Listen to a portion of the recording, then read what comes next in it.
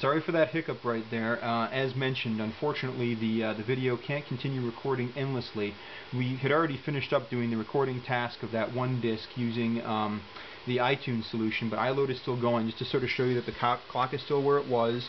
We're still at 7:43:44 right now, and iLoad is still at the 50% point, give or take, with this disk. We are currently in the middle of ripping our second disk using iTunes. My feeling is that we're going to probably have to interrupt this tape one more time throughout, and there's going to be a slightly larger gap as I have to change memory cards to show you how this whole process works. So there won't be any sort of sleight of hand or anything like that. I mean, you're seeing iLoad proceeding very slowly, and I'll sort of bring both of them into focus again here. Here we are at the 8-minute and 17 or 18 point. Look at iLoad, track 7 of 14, 66% done. iTunes now in the middle of ripping its second disk. It's already several tracks through on the second disk. But as it turns out, here's the explanation.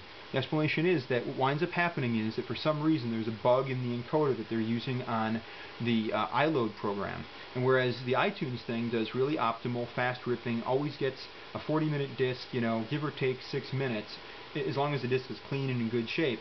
iLoad, under certain circumstances, if you flip its bit rate down to like 96 baud, for example, or 96 kbits per second, for example, what you find out is that the iLoad solution winds up slowing down from 8 minutes to around 13.5 minutes.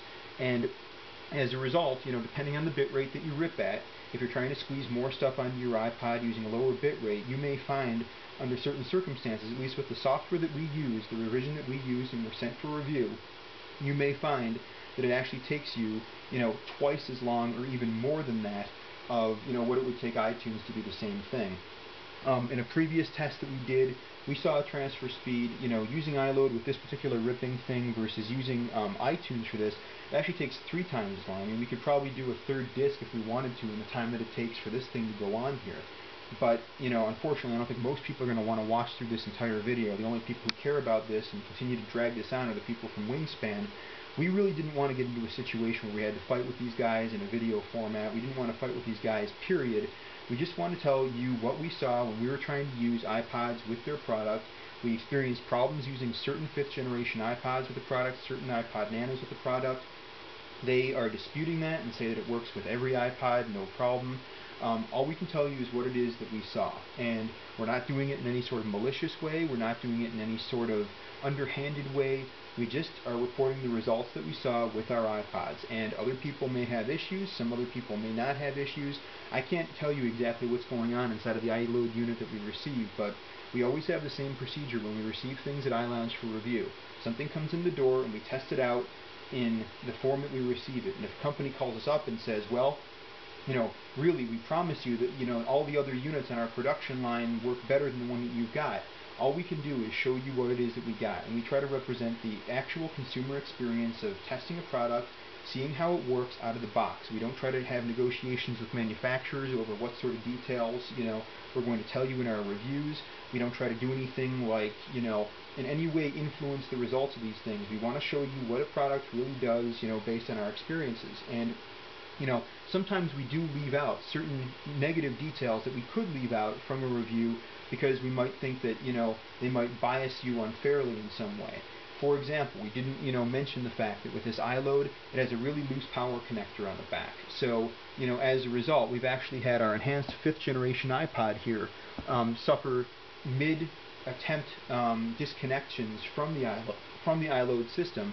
And, when I say mid-attempt, it wasn't able to properly synchronize with iLoad, and then the power would go out in the middle. We've also had, on occasion, times when iLoad has attempted to go through the CD ripping process and has just randomly stopped at some track and just failed. And, we didn't go into all those sorts of details because we didn't feel it was really necessary to pile on. Also, based on that loose power connector thing that we mentioned, even though we've seen it under circumstances where we haven't been stressing the power cord, we didn't want to say that every single person who was going to have this unit was going to experience that same problem, because you might just put iLoad onto a countertop and plug it in. You might not put it into a situation where that power cord is being stressed. And we didn't really stress the power cord either, but again, we don't think that it's necessarily the case that we have to go through and describe every single negative thing that we see about a product. We just try to give you an overall balanced picture of what we see during our testing. We're not trying to drag it out for 6 weeks worth of debate on whether or not a product works perfectly or doesn't work perfectly. We just try to tell you what it is that we see and sort of let you take it from there.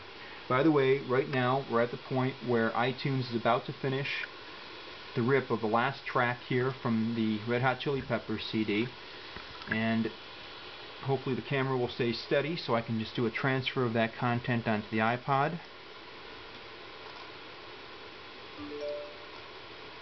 Here are all the tracks, just finished. We were at the 13-minute point when it finished all that. Take those tracks, go over to the iPod, copy them. That process takes under a minute.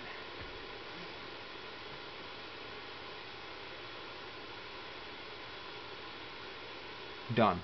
Totally done. So now we're at the point where that stuff has been done entirely, and iLoad is still in the middle of working on its very first disk. It has not even finished working on its first disk yet. What I can tell you is going to happen shortly is that the video is going to wind up stopping briefly at some point. I'm going to keep on talking until the video does stop, but the video will stop shortly because we're going to run out of memory on the memory card, and you're going to then at that point see the resumption of the video, hopefully in time for iLoad to finish the last of its encoding, which should be at around the 18-minute point for a single CD. Again, this disk, if you were to run it at a different bit rate, would be able to run faster, but it would not be able to run as fast as the computer that we're doing encoding with iTunes. It's also worth mentioning that iTunes, by comparison with iLoad, encodes into multiple formats. You can rip files into Apple lossless, you can rip files into AAC format. All that iLoad does by comparison is rip into an MP3 format. It only gives you 5 bit rates to select from.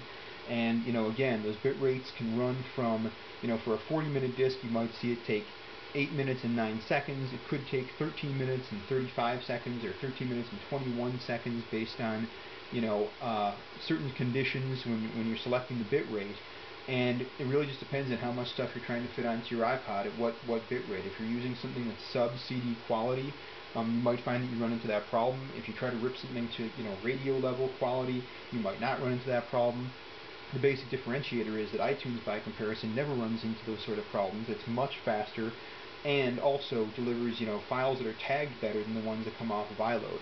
If we had an additional 20 minutes to make this video, I could show you the differences between the file tags from iLoad and the ones that are done with iTunes, but I'm not going to really go into all that. I'm just going to sort of let you continue to watch here as this process goes on. We're now at the 15-minute point. iLoad is now just beginning track number 13. I'll just zoom in there to show you how that's going.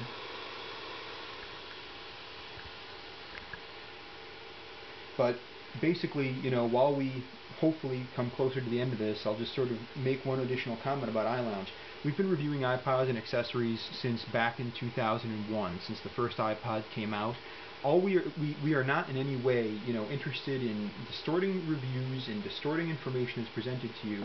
We don't in any way even ask you guys as readers for anything for our work. We're not like a magazine that we ask you to pay us $5 a month for a subscription.